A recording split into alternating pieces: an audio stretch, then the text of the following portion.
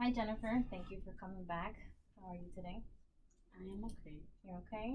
I just want to remind you that everything you say in this session is confidential unless I feel you are a harm to yourself or others. So I just want to recap from our last session. Um, so you and your husband own your own private practice. Yes. You're a dermatologist, and he is a plastic surgeon. You Yes. have two kids, Jimmy and Gemma, and you came to me last week because you were having struggles with your marriage. Correct. Okay. And is that still the same issue today? Yes, it is. Okay. Do you want to elaborate on that? So I've been feeling very distant from him. I feel that he wants to work late.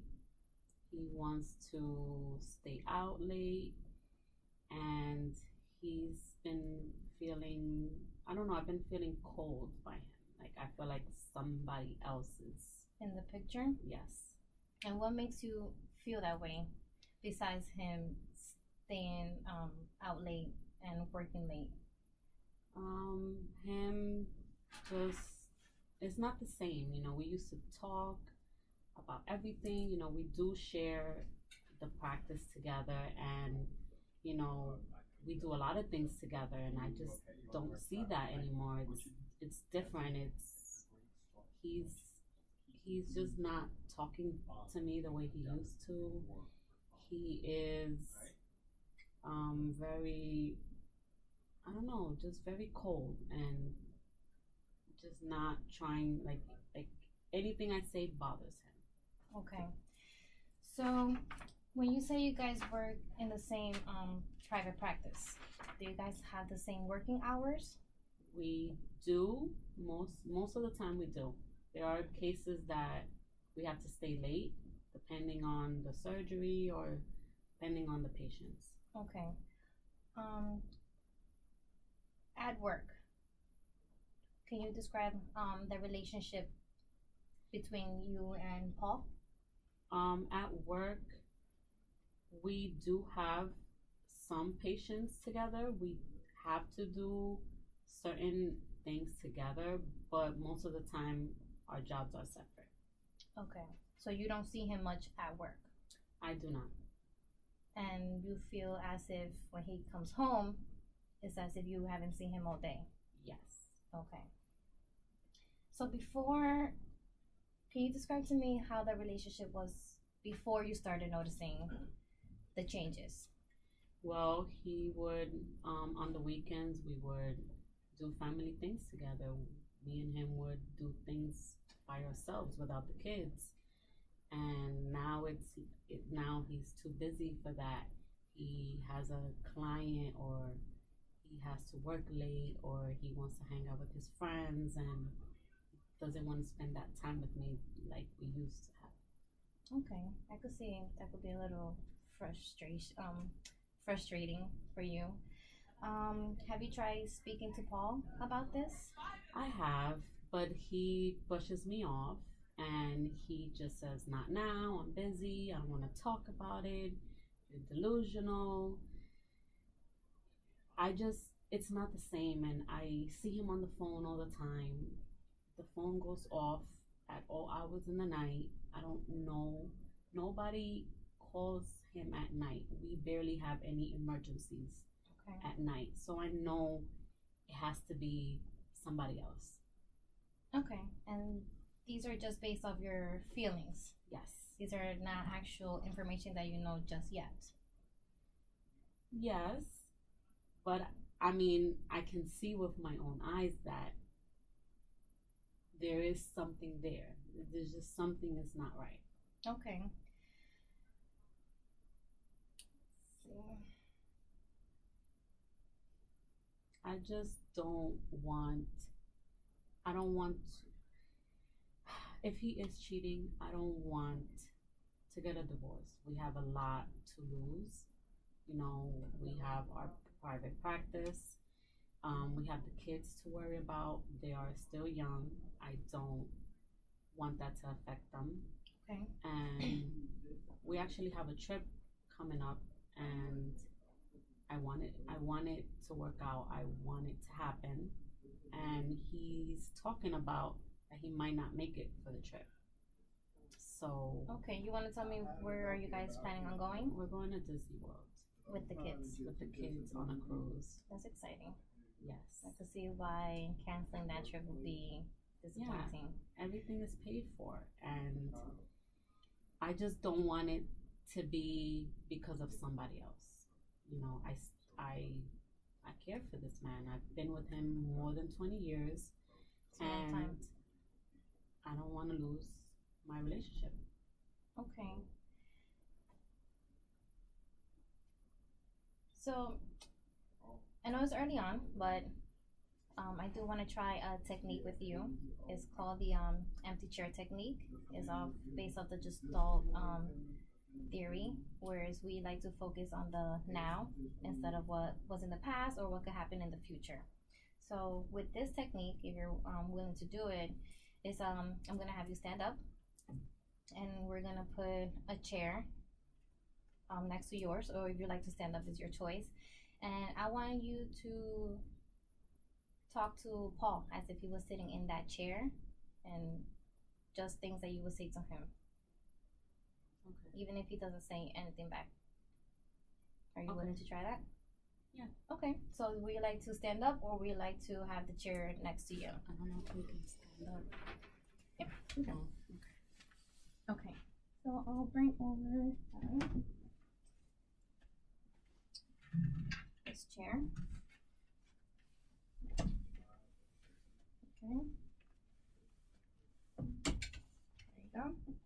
And this is Paul. I want you to tell Paul how you feel, and just let him have it. Paul, you know I love you very, very much. Been together for a long time. I just want to know if you're still in love with me. If you are seeing somebody else, I would want you to be honest with me. I do not want you to lie.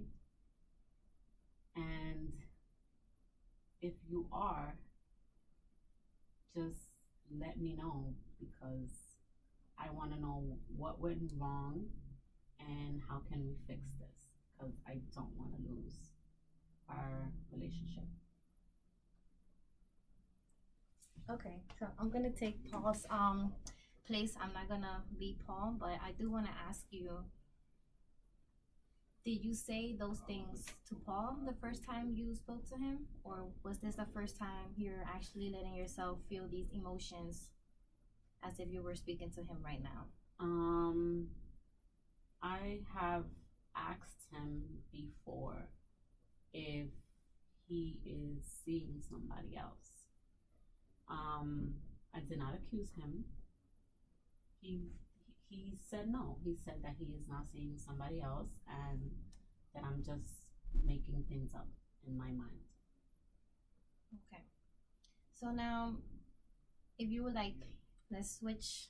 You're gonna sit where Paul would sit, and let's see if Paul has anything to say for himself.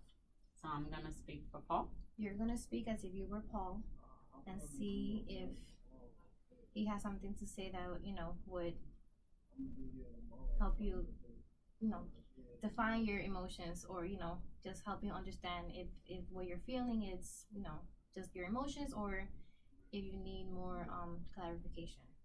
Okay. Does that sound okay? Okay.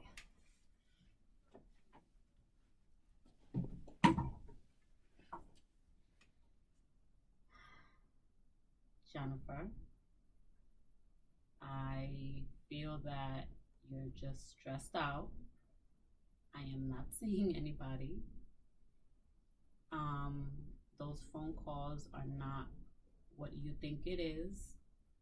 If me showing you my phone is going to help you not think those things, then I will show you, and I will try to make our relationship work.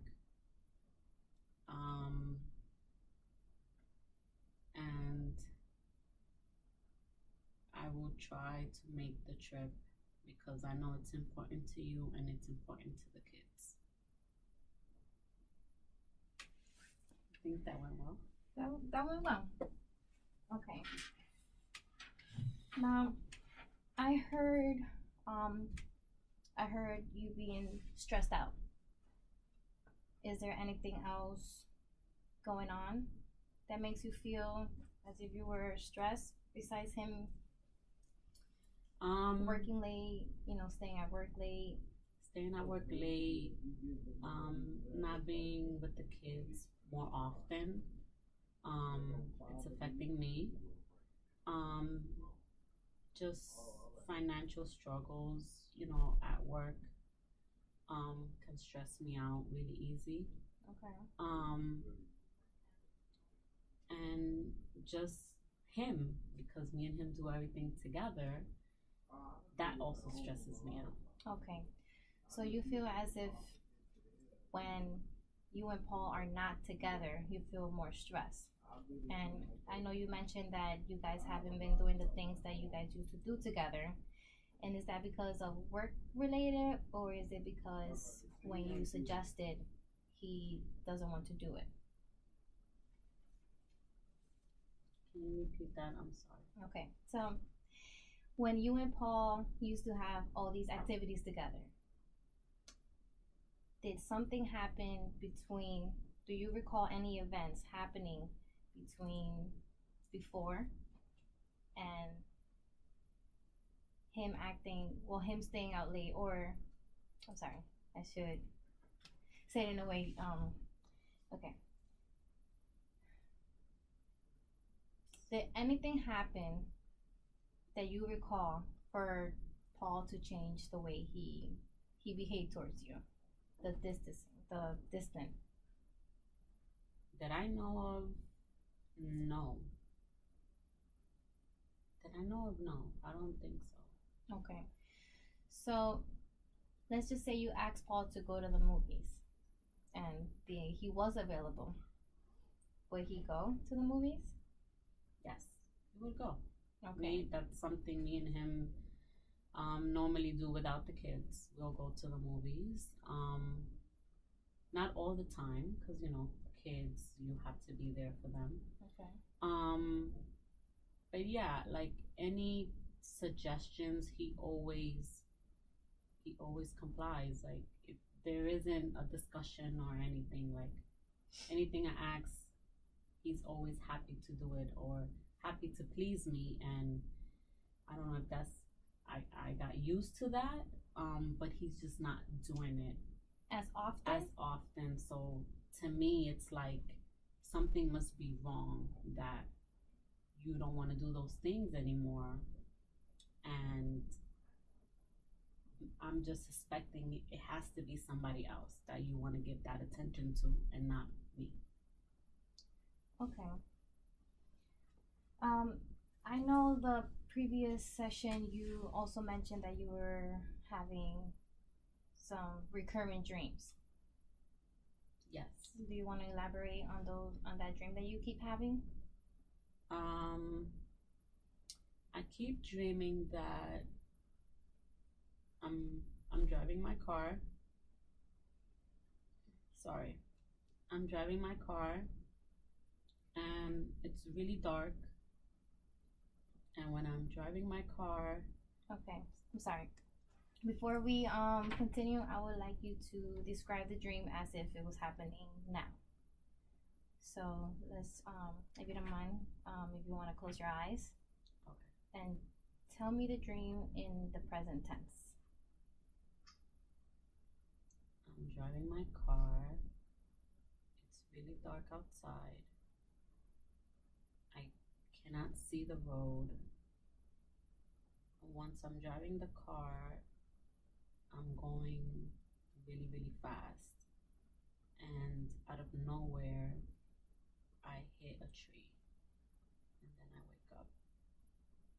And how often do you have this dream? I've been having it a couple of times a week now. Okay, and this is after you started feeling Paul distant. Yes. Okay. Now I want you to retell me that dream, and I want you to take every piece and just be that part. So you mentioned you were driving the car. You were driving in your car. Okay, I want you to close your eyes and be the car. Can you describe the car to me? The car is a red sedan, and it's picking up speed really, really fast at 100. And all of a sudden, I just see white, like a crash, and just like white, white background, I guess. Okay. Do you feel as if this dream has something to do with what's going on? With my relationship, yes. Okay. When you're saying you're going 100 miles an hour, do you feel as if these are your emotions just like all coming at you all at once? You know, since everything used to be one way, and then It's changing. everything is changing, and you don't know what to do. You're hitting this tree. Yeah, I feel like to me, the dream is telling me like there's a block, there's something there that you're not seeing. Like, open your eyes before something bad happens. I mean, in my dream, I feel like I'm having an accident. I don't know if I'm alive. I just know I see white, and then I wake up. But yeah, it all happened after him feeling distant from me and my stress level going up. Okay. Um.